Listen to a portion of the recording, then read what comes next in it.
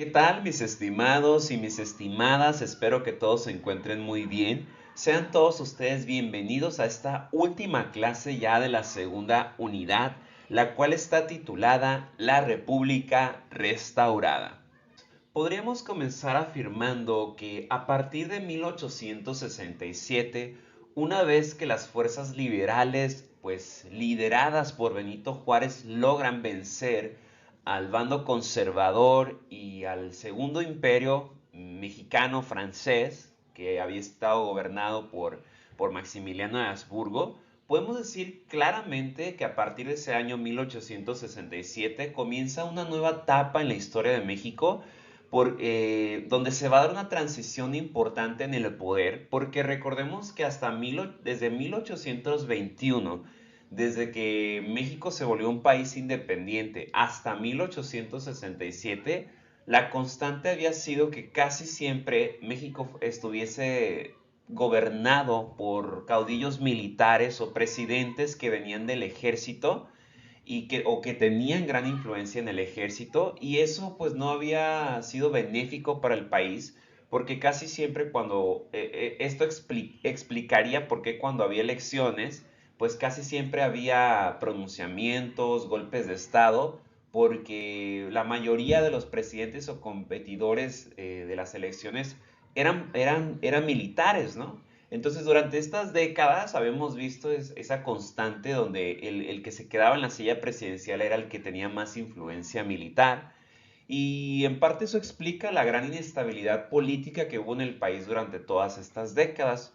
Sin embargo, después de 1867, una vez que Benito Juárez asume el poder, un paréntesis, no hay que olvidar que desde 1861, una vez que acaba la Guerra de Reforma, o incluso diríamos desde que inició la Guerra de Reforma en 1859 hasta 1867, Benito Juárez había fungido como presidente de México, es cierto, pero presidente interino, porque recordemos que una vez que inició la Guerra de Reforma, siguiendo las pautas de la Constitución de 1857, recordemos que esta estipulaba que a partir de ese momento ya no existiría el cargo de vicepresidente y que a partir de entonces el que fuera el presidente o el ministro de Justicia sería el que legalmente debía asumir el cargo de presidente interino en caso de que un presidente ya no estuviera en las capacidades de gobernar.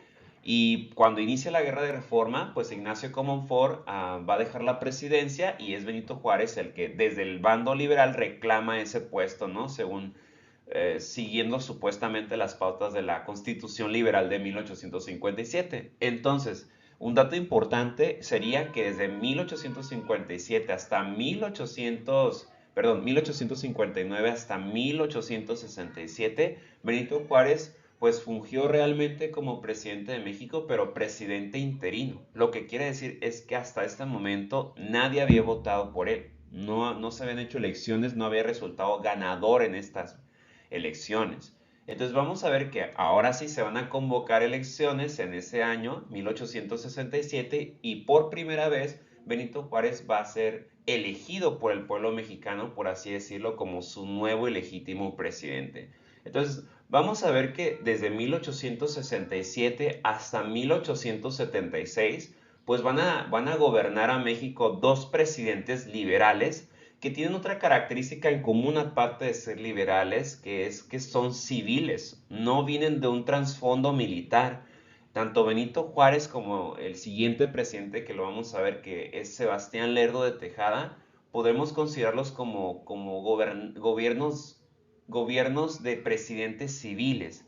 Y esto va a ser bueno para el país porque el hecho de que ambos presidentes no tuvieran estas carreras o trasfondos militares, pues eso va a ayudar a traer mayor estabilidad, ya que al ser civiles ellos buscaban o van a solucionar los problemas y políticos internos mediante el diálogo, el respeto, siguiendo el Estado de Derecho, siguiendo las normas constitucionales.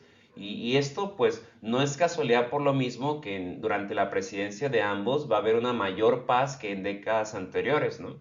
Que además ya vimos también que estuvieron caracterizadas no solo por los pronunciamientos o golpes militares, sino también por las intervenciones extranjeras. Entonces va a ser un periodo de bastante paz, de estabilidad, de resurgimiento del país. Diríamos que ambas presidencias se van a distinguir por tres características.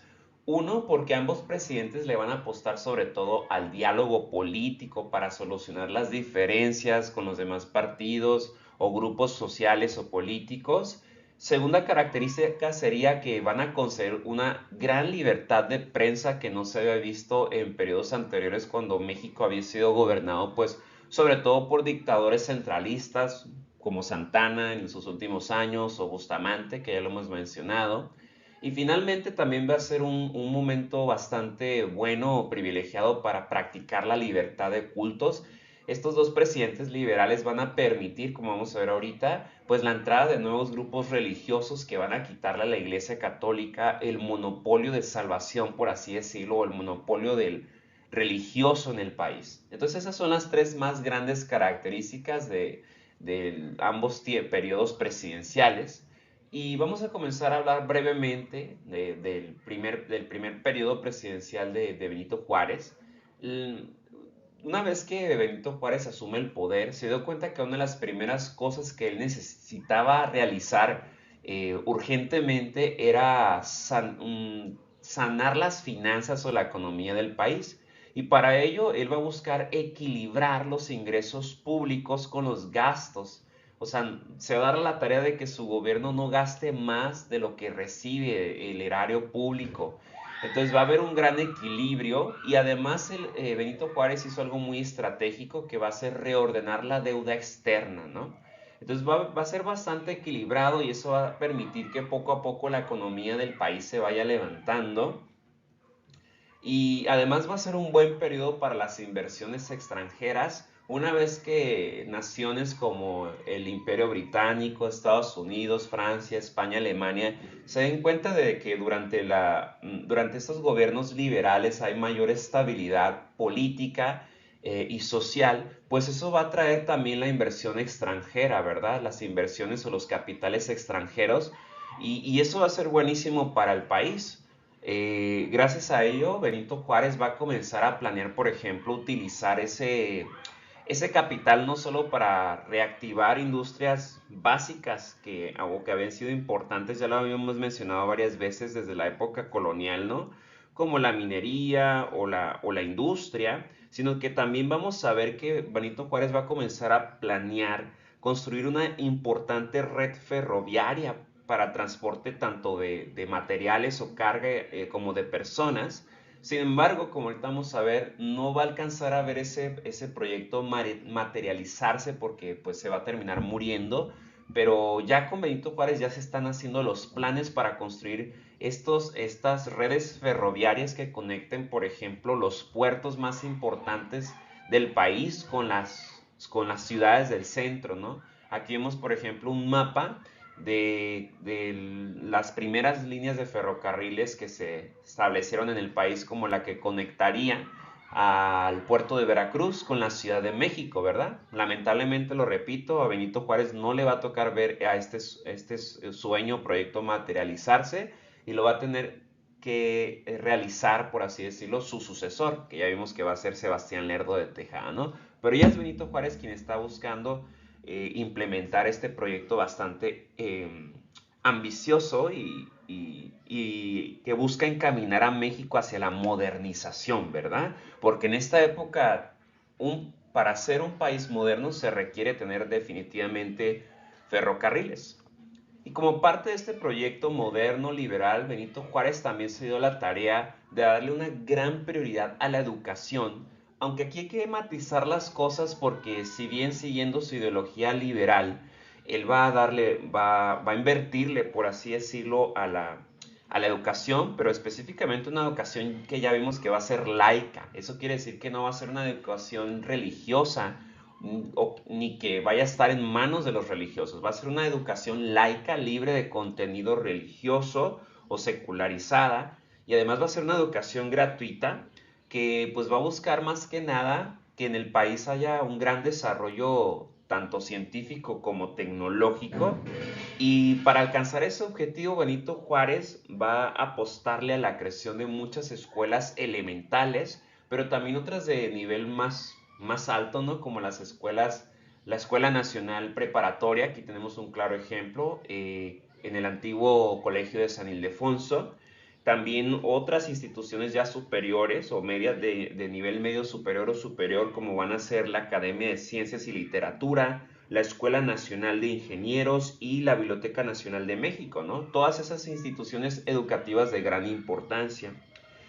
Sin embargo, hay que matizar las cosas, como les decía, porque aquí sí se nos va a quedar un poquito más flojo Benito Juárez en comparación con Maximiliano de Habsburgo, que hemos dicho que aunque era un extranjero, era alguien que le apasionaba México y que quedó fascinado con las culturas nativas de nuestro país y que habíamos visto que una de las características del gobierno de Maximiliano de Habsburgo durante la existencia del Segundo Imperio fue que él promovió la educación bilingüe, que se enseñaran los idiomas de los nativos, ¿no?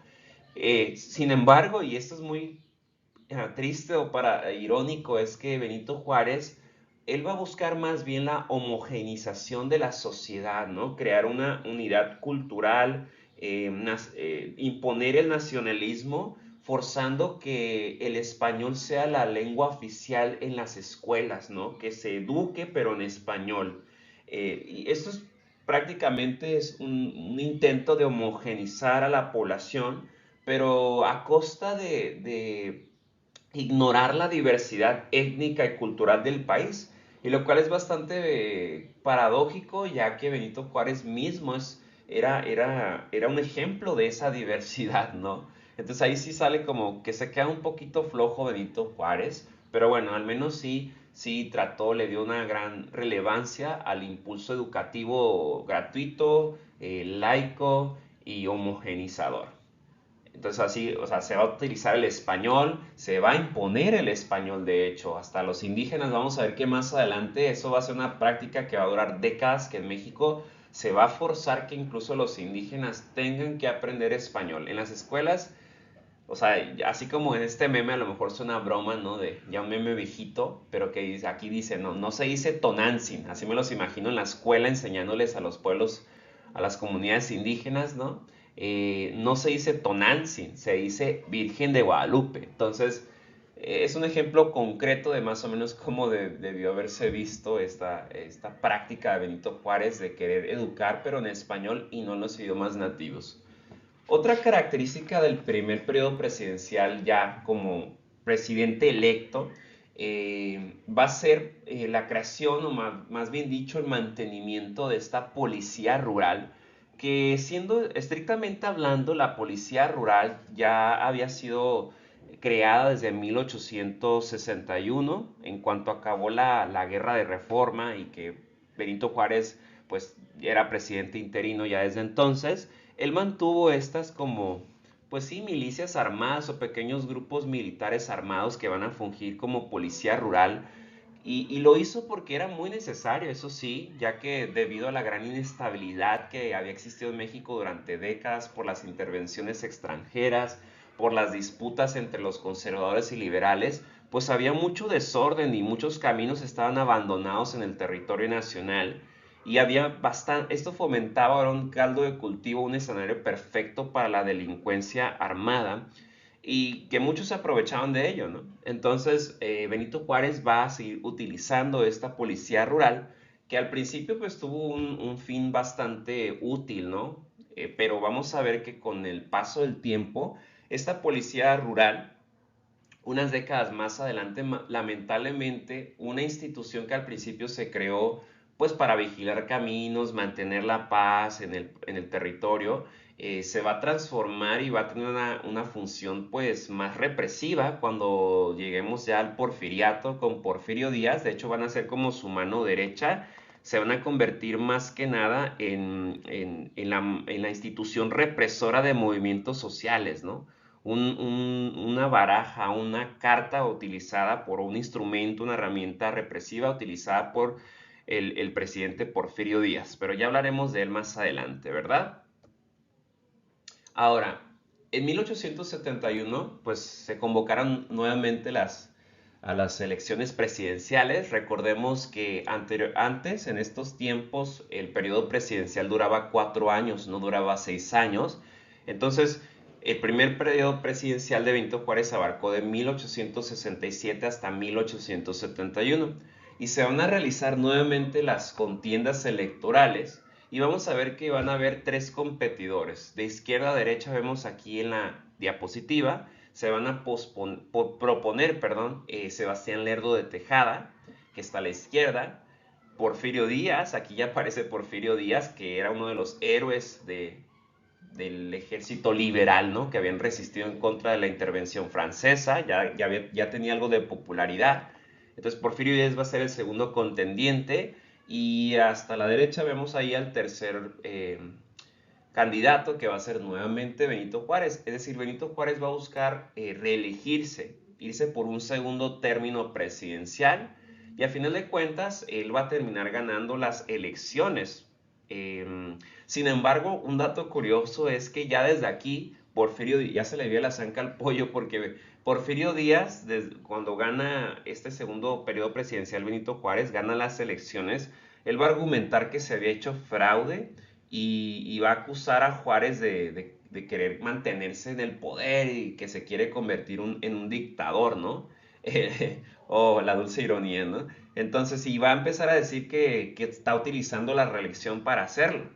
Entonces se va a levantar en armas Porfirio Díaz en 1871 con el Plan de la Noria, pero su revuelta no muchos le van a hacer caso y su revuelta pues no tenía tanto fundamento y va a ser sofocada rápidamente. Pero Benito Juárez no va a poder gobernar durante todo el segundo periodo presidencial, ya que se va a terminar enfermando. Al año siguiente va a morir por padecimientos cardíacos, ¿no? Problemas del corazón. Y su sucesor va a terminar siendo, como presidente interino, pues va a asumir el cargo Sebastián Lerdo de Tejada, que además, al igual que Benito Juárez en años pasados, ahora Sebastián Lerdo de Tejada, era el presidente o el ministro de Justicia.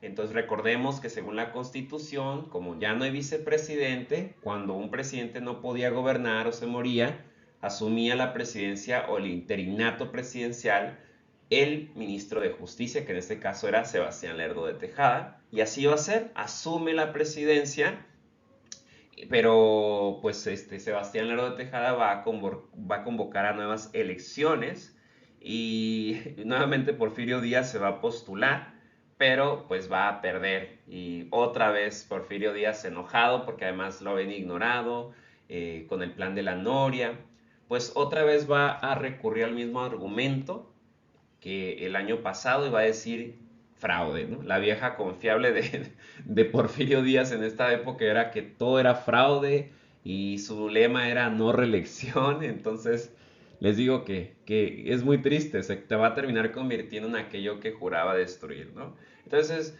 se va a levantar otra vez, va a decir que fue fraude, pero pues no va a tener de otra más que aceptar los resultados.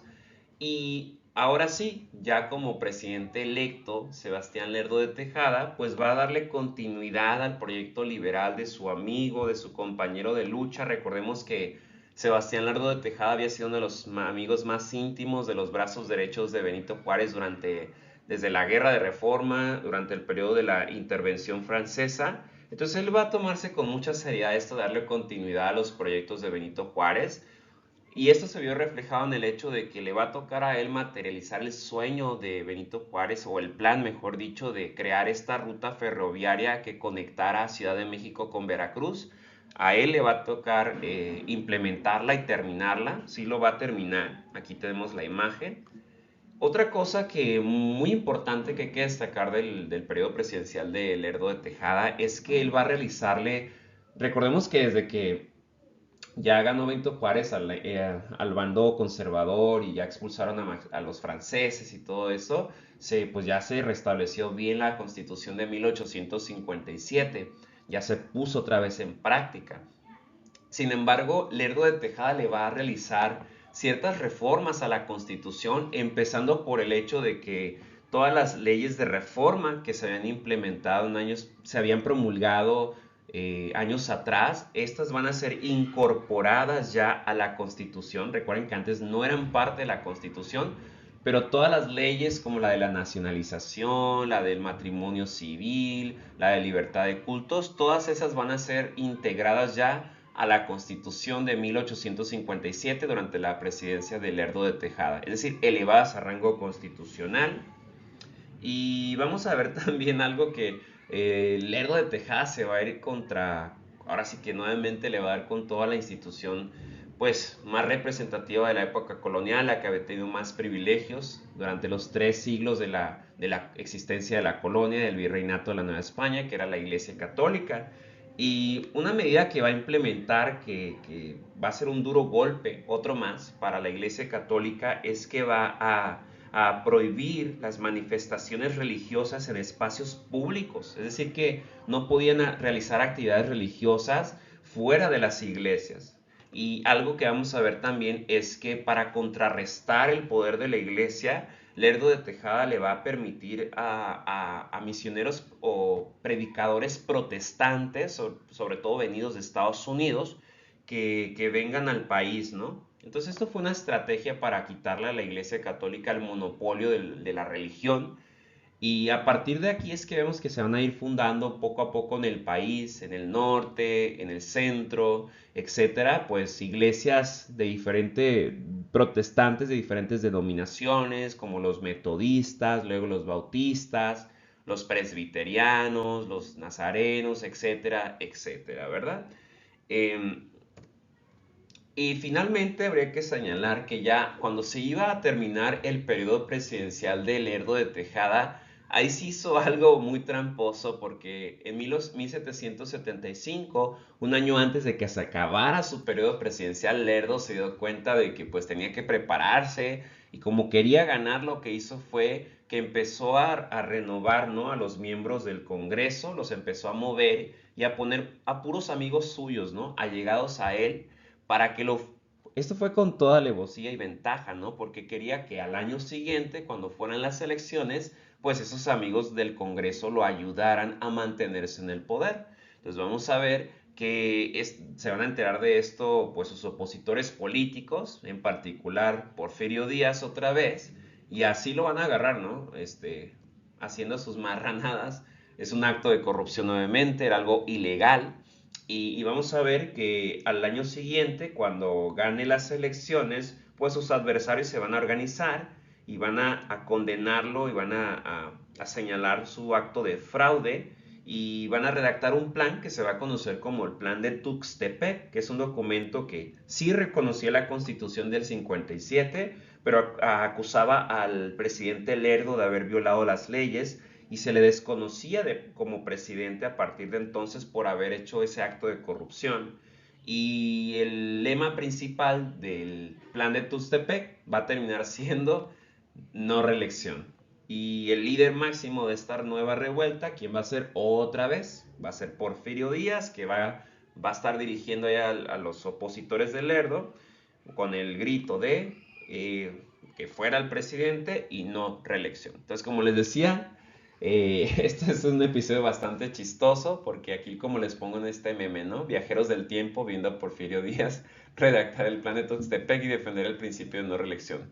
¿Cómo se lo decimos? ¿Cómo le decimos a Porfirio Díaz, a Don Porfi, que, que se va a terminar convirtiendo en aquello que juró destruir, ¿verdad? O sea, él andaba ahí diciendo no reelección y esa va a ser la carta que más va a utilizar una vez que asuma el poder en los años siguientes y comience ese periodo extenso que va a ser conocido como el Porfiriato y que analizaremos con lujo de detalles en la siguiente clase.